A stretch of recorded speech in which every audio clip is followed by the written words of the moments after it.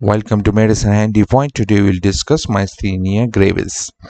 Myasthenia Gravis is autoimmune disease, so it has association with other autoimmune diseases as well, which include SLE, Hashimoto thyroiditis, rheumatoid arthritis, and thymoma.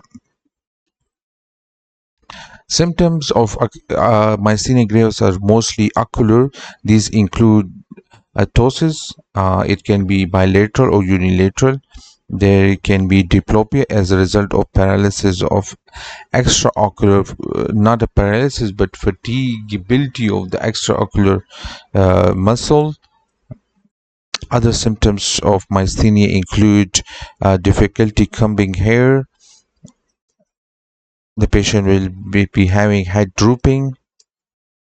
The patient will have difficulty climbing stair, and mostly these symptoms occur by the evening time when the patient uses the head and the arms and the proximal muscle a lot, especially by the evening time. These patients get fatigued and the patient will have these symptoms. If the patient develops shortness of breath, it is myasthenia crisis.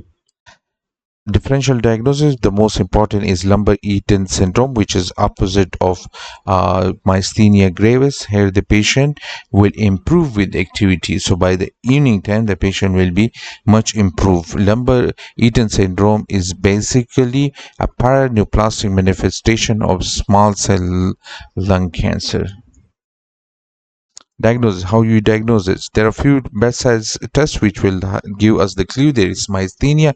We'll ask the patient to count up to 20 in single breath. The patient will not be able to do it. We will ask the patient to look upward without moving head and keep on looking upward for at least 1 minute. The patient will not be able to do it. Other than that, we will ask the patient to raise both arms above the head and keep it there for 1 minute. The patient will not be able to do it. Here the examiner is asking the patient to look upward, just like we discussed, and the patient will not be able to keep it. Now you can see that there is a drooping of the eyelid on the one side. Now the patient is asking the patient to do a chicken wing, and the patient is doing it continuously. With time there will be fatigability, and usually done on the one side. Then we will ask the patient to hold on and then press on the hand which the patient was moving, and it will droop down just like the examiner did it.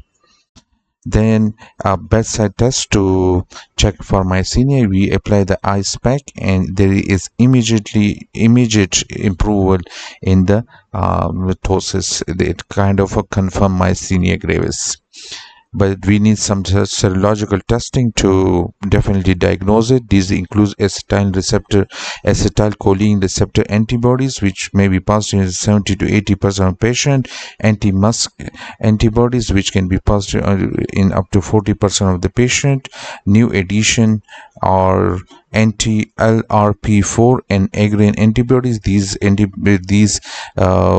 antibodies are usually involved in a transmission, so it can be found as well, but these are new addition, not universally available.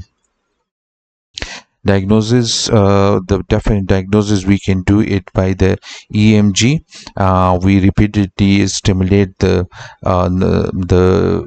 muscle, and with repeated stimulation there will be decremental response, and this is the final diagnosis test.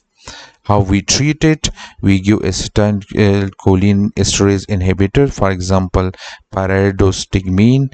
We can use low dose steroids, but the low dose steroids sometimes steroids initially causes worsening of the symptoms, so that's why we have to inform the patient that the symptoms may worsen slightly with the use of steroids.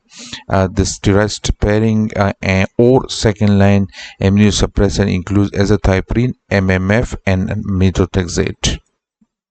Treatment we continue. If the CT scan in all patients with the myasthenia, CT scan should be performed and of the chest, and if there is a thymoma just like here, then thymectomy will help improve the symptoms.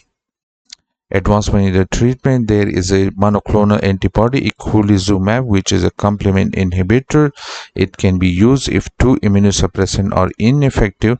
It can be used, and before using eculizumab, meningococcal vaccination should be done. Myasthenia gravis can be treated with either plasmapheresis or it can be treated with IVIG. I hope you like the video and please subscribe to the channel.